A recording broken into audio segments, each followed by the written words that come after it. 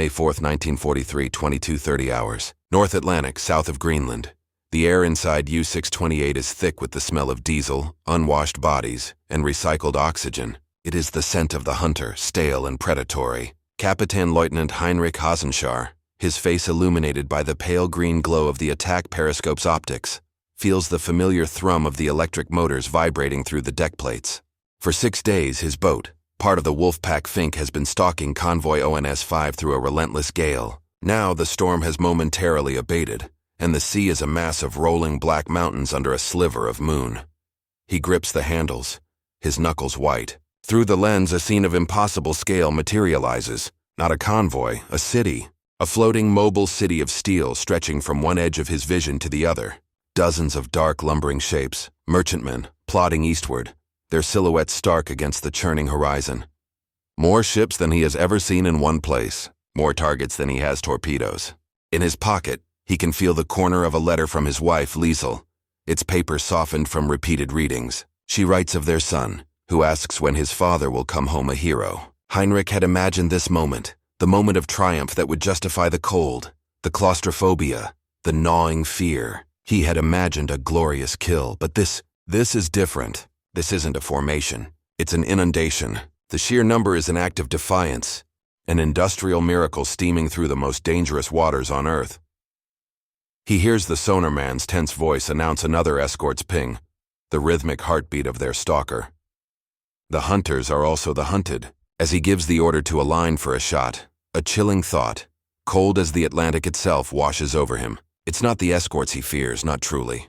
It's the horizon. It's the fact that beyond these 40 ships there are 40 more, and 40 more after that. He is looking at an enemy whose strength isn't just in its warships, but in its boundless, terrifying ability to build. He is a single wolf, facing a herd that never ever ends. The Second World War, for all its sweeping land campaigns and epic aerial duels, would be won or lost on the cold, gray expanse of the North Atlantic. This was not a battlefield of glory, but one of brutal, attritional logic. For Great Britain, it was the artery through which its lifeblood flowed. Every tank, every bullet, every can of food, every gallon of fuel, every soldier needed to make the perilous 3,000-mile journey from the arsenals of North America. Sever this artery, and the island nation would starve, its war machine grinding to a halt. Winston Churchill would later write, "The only thing that ever really frightened me during the war was the U-boat peril." From the German perspective, the Unterseebootwaffe, or U-boat arm, was the key to victory. Its commander, Gross Admiral Karl Dönitz, was a brilliant and ruthless strategist who understood the Atlantic's central importance. He eschewed the grand surface fleet battles of the past, focusing instead on a single stark objective: tonnage warfare. The concept was simple and brutal arithmetic. If his U-boats could sink merchant shipping faster than the Allies could build it, Britain would be forced to capitulate. He calculated the magic number at approximately 750,000 tons sunk per month. To achieve this, Dönitz perfected the Rudel tactic, the wolf pack. Individual U-boats were too vulnerable. Instead, they would be spread out in long patrol lines across the convoy routes. The first U-boat to spot a convoy would not attack. It would shadow the target, transmitting its position back to U-boat command, the Befehlshaber der U-Boote, BDU, in France. Dönitz and his staff would then vector every available U-boat in the region toward the target, converging like wolves on a caribou. They would wait for the cover of night and then strike, often from the surface, where their low profiles made them incredibly difficult to spot. The primary weapon was the Type 7 U-boat, a masterpiece of lethal efficiency. At just over 220 feet long, it was a cramped, complex machine of war, carrying 14 torpedoes and a crew of around 44 men who lived for months in the most punishing conditions imaginable.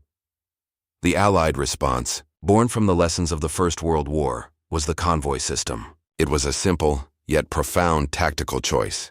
Gather the slow, vulnerable merchant ships into a massive herd and surround them with a screen of dedicated warships. The principle was concentration of force. A U-boat attacking a convoy would not be picking off a lone straggler. It would have to penetrate a layered defense of destroyers and corvettes, actively hunting it. These escorts were the sheepdogs. Early in the war, the Royal Navy and Royal Canadian Navy bore the brunt, fielding whatever they could. This included old refitted destroyers and the newly designed Flower-class corvette, a small, slow and uncomfortable ship, but one that was cheap, quick to build, and perfectly suited for hunting submerged submarines with its primary weapon, ASDIC, an early form of sonar, and a deadly payload of depth charges. The convoys themselves were massive, complex undertakings. A typical formation could consist of 40 to 60 merchant ships arranged in a grid of multiple columns, steaming at a frustratingly slow 7 to 9 knots, the speed of the slowest vessel. The lifeline stretched from Halifax, Nova Scotia or New York to Liverpool or Murmansk. But the system had a critical vulnerability: the Mid-Atlantic Gap, or Black Pit. This was a vast stretch of ocean beyond the range of land-based Allied anti-submarine aircraft from Iceland, Britain, or Newfoundland. In this gap, the wolf packs could roam and attack with near impunity, operating on the surface at night, safe from the eyes in the sky. It was here, in the heart of the Atlantic, that the battle would reach its devastating crescendo. For Private First Class Leo Nash, 19 years old from Cleveland, Ohio, the war had not yet smelled of gunpowder or mud. It smelled of salt, damp wool, and the faint ever-present odor of vomit from the bunks below. He was a passenger on the SS Robert E. Peary, a brand-new Liberty ship, just one of thousands being churned out by American shipyards. Crammed into the hold with 500 other GIs, he felt less like a soldier and more like cargo. The real cargo was below them: crates of .50 caliber ammunition, P-47 Thunderbolt wings, and enough K rations to feed a division. The Liberty ship was a marvel of production, not performance. Welded, not riveted, with a simple triple expansion steam engine, it was designed to be built in weeks by a workforce that included thousands of women who had never before held a welding torch. It was ugly, slow, and had a reputation for cracking in heavy seas. But it was the ship that would win the war. The United States would build over 2,700 of them, an industrial flood that Germany could simply not comprehend. Life on board was a monotonous cycle of waiting, punctuated by moments of sheer terror. The ship groaned and creaked with every swell of the Atlantic, a constant weary sound. Days were spent cleaning rifles that were slick with condensation, playing cards and staring out at the identical gray waves and the dozens of other ships in the convoy, smokestacks painting the sky. They were a city just as Kapitän Leutnant Hasenschar had seen, but a fragile one. At night, a total blackout was enforced. No cigarettes on the deck, no lights, nothing that could betray their position to a predator lurking beneath the waves. The true soldiers of the Atlantic, however, were the merchant mariners. These were civilian volunteers, often too old or unfit for the regular armed services, who signed up for what was statistically the most dangerous job of the war. They received little recognition and were paid a fraction of what a factory worker made, yet they faced a higher casualty rate than any branch of the military, save the Marine Corps. They lived with the constant, gnawing knowledge that their ship, laden with thousands of tons of explosives or fuel, was the U-boat captain's primary target. They knew that a single torpedo could transform their world into a vortex of fire and freezing water in less than a minute. The alarm for action stations was a sound that seared itself into every man's memory. It was a frantic clanging bell that sent hearts pounding. Leo would scramble from his bunk, pulling on his life vest, fumbling in the dark, and heading to his assigned position on deck. There he could only watch and wait. He'd see the escorts, typically Fletcher-class destroyers or smaller corvettes, suddenly peel away from the convoy, their engines roaring as they charged toward an unseen enemy. Then would come the explosions, not the sharp crack of artillery, but the deep gut-wrenching whump of depth charges detonating far below the surface, sending massive plumes of water erupting into the air. Sometimes they would see the result, a dark oil slick spreading across the water, a sign of a kill. Other times the night would be illuminated by a horrific, brilliant flash on the horizon as another merchantman took a hit. A fireball would rise into the sky, followed by a series of secondary explosions, and then darkness, a hole in the convoy, a grave for hundreds of men. In those moments, Leo Nash from Cleveland understood that the front line was not some distant trench in Europe. It was right here, beneath the steel deck plates of his floating, fragile home. At his headquarters in a requisitioned chateau in Kerneval, France Gross Admiral Karl Dönitz orchestrated his war with cold, mathematical precision. The walls were lined with massive charts of the North Atlantic, where pins and markers tracked the known convoy routes, the position of his U-boats, and the estimated tonnage sunk. For Dönitz and his staff, the Battle of the Atlantic was a war of numbers, a grand strategic equation they were confident they could solve. Their expectation of victory was rooted in the early successes of 1940 and 1941, a period the U-boat crews called Die glückliche Zeit, the happy time. During this phase, British anti-submarine defenses were weak and disorganized. Experienced U-boat aces like Otto Kretschmer, Wolfgang Luth, and Günther Prien became national heroes, their faces adorning magazine covers. They prowled the approaches to the British Isles, sinking ships with alarming ease. They expected this dominance to continue. The entry of the United States into the war in December 1941 triggered a second happy time. Dönitz immediately launched Operation Drumbeat, Paukenschlag, sending his long-range Type 9 boats to the American eastern seaboard. They found a coastline ablaze with city lights, ships sailing with their navigation lights on, and almost non-existent coastal defenses. The result was a slaughter. U-boats torpedoed tankers within sight of New Jersey beaches, sinking nearly 400 ships in American waters in just 6 months. This string of successes bred a powerful sense of confidence, even arrogance, within the U-boat WWII. They believed their technology, their training, and their tactics were fundamentally superior. The Type 7 U-boat was a formidable weapon. Their G7E electric torpedoes left no wake, making them almost impossible to spot, especially at night. Their Enigma encryption machines were considered unbreakable, allowing Dönitz to communicate securely with his wolf packs across the ocean, directing them like a chess master. The German High Command expected the convoy system to be a difficult, but ultimately breakable defense. Their intelligence suggested that the Allies were struggling to produce enough dedicated escort vessels. The Wolfpack tactic was designed specifically to counter it. By concentrating a dozen or more U-boats on a single convoy, they believed they could overwhelm the screen of 6 to 8 escorts. The plan was to draw the escorts away, chasing after one U-boat while the others slipped inside the convoy to wreak havoc. They expected to pick off the merchant ships one by one, turning the convoy's defensive formation into a chaotic, burning graveyard. They anticipated losses, of course. It was a dangerous business. But they fully expected the exchange ratio, tons of Allied shipping sunk for every U-boat lost, to remain decisively in their favor. The Atlantic was their designated hunting ground, and they were its apex predators. They did not anticipate that the prey was learning how to bite back, armed with new teeth of its own. The battle for Convoy ONS-5 in early May 1943 would become the turning point of the entire Atlantic campaign. It was the moment when all the theories, technologies, and tactics of both sides collided in a perfect storm of violence and desperation. The convoy consisted of 42 merchant ships, escorted by Escort Group B7, a mix of British and Polish warships. It was steaming into the teeth of a Force 10 hurricane and, worse, directly into the path of 3 waiting wolf packs, Fink, Star, and Amsel, totaling more than 40 U-boats. It was the largest concentration of U-boats ever assembled to attack a single convoy. For Kapitän Lieutenant Hasenschar aboard U-628, the battle began on the night of May 4th. The sea was a maelstrom. Visibility was near zero. Waves crashed over the conning tower, making surface attack almost impossible. Yet, through skill and sheer nerve, several U-boats managed to penetrate the outer screen. The night was ripped apart by the flash of explosions. Star shells fired by the escorts cast a sickly flickering light over the scene, revealing the dark shapes of the merchantmen wallowing in the heavy seas and the sleek, low profiles of the attacking U-boats. The action was a chaotic, multidimensional melee. Aboard the destroyer HMS Aribi, the Aztec operator was desperately trying to distinguish the screw noises of a U-boat from the groans of the storm-tossed convoy ships.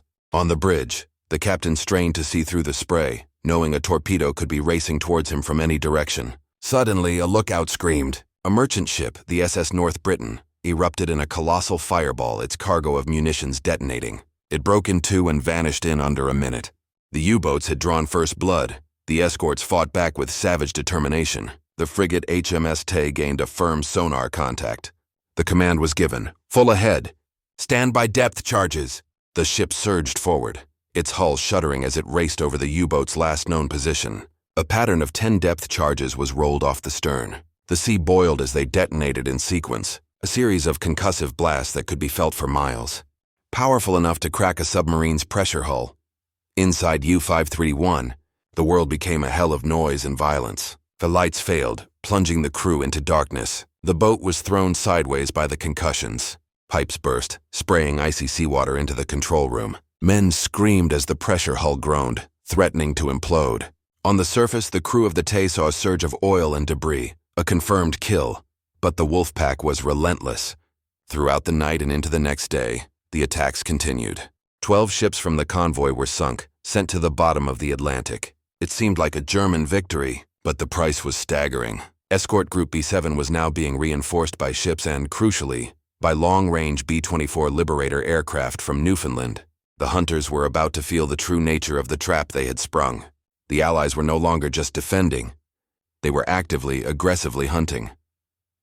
The German expectation for the Battle of ONS-5 was a repeat of past glories, a lopsided victory, immense tonnage sunk, and a confirmation of the Wolfpack's supremacy. The reality, which unfolded over 48 brutal hours, was a catastrophic shock to the entire U-Boot-Waffe. The hunters became the hunted, systematically and ruthlessly dismantled by a suite of new technologies and refined tactics they were completely unprepared for.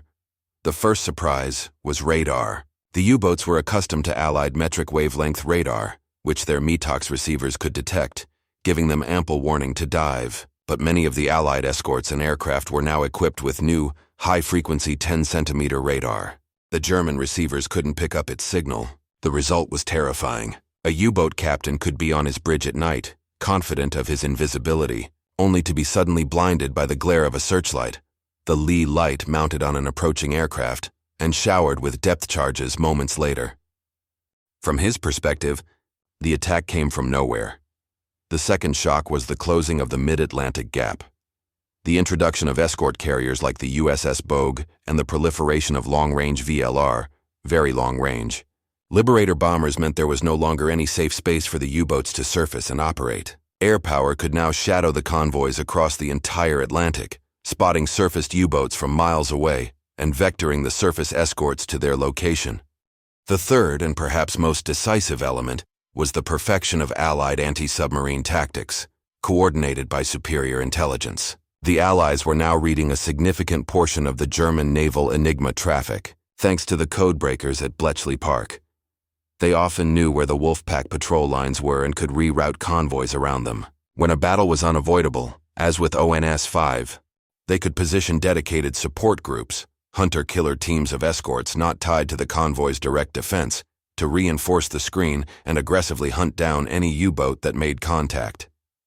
High-frequency direction finding, or HFDUF, allowed escorts to get an instant bearing on any U-boat that used its radio, homing in on the hunters the moment they tried to communicate. During the final phase of the ONS-5 battle, this combination proved devastating. U-boats that surfaced to press their attack were pounced on by aircraft. U-boats that transmitted their position were hunted down by destroyers. The well-drilled escorts no longer waited for the U-boats to come to them. They charged out using radar and HFDUF to find and kill them. In the final accounting of the battle, the Allies lost 13 merchant ships, but the Germans lost 6 U-boats with 7 more damaged. In subsequent convoy battles that same month, the losses mounted. The month of May 1943 became known to the Germans as Schwarzer Mai, Black May. Donitz lost 41 U-boats in that month alone, a completely unsustainable rate. The tonnage per U-boat sunk ratio had collapsed. On May 24, 1943, Donitz, in a state of shock, conceded defeat. He pulled his remaining boats from the North Atlantic. The hunters had been decisively driven from their primary hunting ground. The tide had turned. The psychological effect of Black May on the German U-boat crews was immediate and catastrophic. The service, once the elite of the Wehrmacht, saw its morale collapse. Experienced crews and irreplaceable aces were at the bottom of the ocean. New crews, sent out with minimal training, were heading into a meat grinder. The Atlantic, once a place of glorious opportunity, was now spoken of in hushed, terrified tones. It was a watery grave. The confidence that had defined the U-Boot-Waffe was replaced by a grim sense of fatalism. But the most profound psychological shock was not reserved for the sailors at sea. It was felt by the German officers who became prisoners of war, men who had the chance to see the true source of Allied power firsthand. Consider the perspective of an Oberleutnant from the Afrika Korps, captured in Tunisia in mid-1943. He had fought a war of scarcity, constantly hampered by a lack of fuel, spare parts, and reinforcements, all because of the Allied grip on the Mediterranean. His first encounter with the American war machine was the sheer volume of Allied equipment he saw at the front. His journey as a POW was the true education. He was loaded onto a troop transport in Ardennes, not a repurposed freighter, but one of hundreds of identical mass-produced ships. During the crossing, their convoy was vast, a testament to the victory so recently won in the battle he knew so little about. But the true revelation came when he landed in the United States and was put on a train for a POW camp in the Midwest. That train journey was a slow, rolling lesson in his nation's defeat. For days he stared out the window at a country not just untouched by war, but mobilized by it on a scale he could not have imagined. He saw factories that stretched for miles, their parking lots filled with thousands of workers' cars. He saw rail yards clogged with endless lines of new olive-drab hardware. Not dozens of tanks, but hundreds. Thousands. Sherman tanks, half-tracks, artillery pieces, and trucks, all sitting on flat cars, gleaming with fresh paint, waiting for a ship. He passed airfields where formations of B-17 bombers blotted out the sun. At a stop in Ohio, his train sat for an hour next to a highway. On that highway, he witnessed a convoy of military trucks. It never ended. For the entire hour, a steady, unbroken stream of vehicles, two abreast, drove past. He tried to count but lost track after 500. It was in that moment that the strategic reality became crushingly clear. Germany was fighting a war against soldiers. America was a war. Its power was not just in its armies, but in its foundries, its assembly lines, its limitless resources. The U-boats hadn't just been fighting the Royal Navy. They had been fighting the Ford River Rouge complex, the Kaiser shipyards, and the Chrysler tank arsenal. This was the ultimate shock. It was the dawning, soul-crushing realization that every U-boat success, every ship they had sent to the bottom, was ultimately meaningless. For every ship sunk, America built 10 more. For every tank destroyed in the Kasserine Pass, 100 more were rolling off an assembly line in Detroit. The war was not a contest of will or tactical brilliance. It was a war of production, and Germany had already lost before the first shot was fired. The convoys stretching beyond the horizon were merely the tip of an industrial iceberg that was destined to crush the Third Reich. The defeat of the U-boat in the spring and summer of 1943 was the most strategically decisive victory of the Western Allies in the entire war. It did not have the fame of Stalingrad or the cinematic drama of D-Day, but without it, nothing else would have been possible. The victory was not total. U-boats equipped with new technologies like the snorkel would remain a dangerous threat until the very last day of the war. But they would never again threaten to sever the Atlantic lifeline. With the sea lane secured, the trickle of American men and materiel into Great Britain became a flood. This was Operation Bolero, the largest logistical buildup in human history. The bridge of ships was no longer a metaphor. It was a reality. The ports of Britain swelled with American soldiers, vehicles, and supplies. The fields of East Anglia became home to the mighty 8th Air Force, which could now mount its devastating daylight bombing campaign against Germany without the existential threat of fuel and bomb shortages. The Soviet Union, fighting for its life on the Eastern Front, continued to receive vital supplies of American trucks, food, and raw materials through the treacherous Murmansk and Persian Gulf routes. Most importantly, the victory in the Atlantic made the invasion of Normandy possible. The D-Day landings of June 1944 required an armada of over 5,000 ships and the transport of millions of tons of equipment. Such a concentration of shipping would have been unthinkable, a U-boat commander's dream, had the Wolfpacks not been defeated a year prior. The success of the Battle of the Atlantic guaranteed that when the Allies hit the beaches, they would be supplied, reinforced, and supported by overwhelming material superiority. After the war, high-ranking German officials, including Dönitz and Hitler's Minister of Armaments, Albert Speer, would point to the failure of the U-boat campaign as a primary cause of Germany's defeat. Speer, the architect of the German war economy, understood the numbers better than anyone. He saw firsthand Germany's inability to match the sheer productive output of the United States. He recognized that the German war effort was an intricate, finely tuned machine, while the American effort was a force of nature, an avalanche of steel that simply buried its opposition. The legacy of this battle is written not in grand monuments, but in the quiet efficiency of global logistics that defines our modern world. It was a victory won by anonymous heroes, the code breakers of Bletchley Park, the scientists who perfected radar, the welders in the shipyards of Maine and California, and above all, the merchant mariners and naval escorts who faced the icy dread of the North Atlantic. They held the line in the darkest hours, ensuring that the arsenal of democracy would not be silenced. They built and sailed a bridge of ships across an ocean of fire, and in doing so, they carried the hopes of the free world to the shores of victory.